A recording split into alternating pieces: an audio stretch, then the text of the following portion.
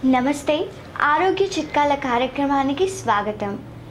అన్ని రకాల జ్వరములు తొలగుటకు కొన్ని చిట్కాలు. ఒకే మోతాదులో ఉన్న తమలపాకులు, ఉత్తరేణి ఆకులను కలిపి మెత్తగా నూరితే వచ్చిన ఆ ముద్దను 3 రోజులు సేవిస్తున్నట్లయితే అన్ని రకాల జ్వరములు నశించును.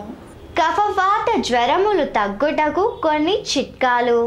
ఒకే మోతాదులో ఉన్న సొంటి, తుంగమస్తులు, నేలవేములను కలిపి మెత్తగా నూరితే వచ్చిన ఆ పొడిని వేడి నీటిలో వేసి కషాయంగా పెట్టి త్రాగుతూ ఉండడం వలన కఫవాత జ్వరములు తగ్గిపోతాయి.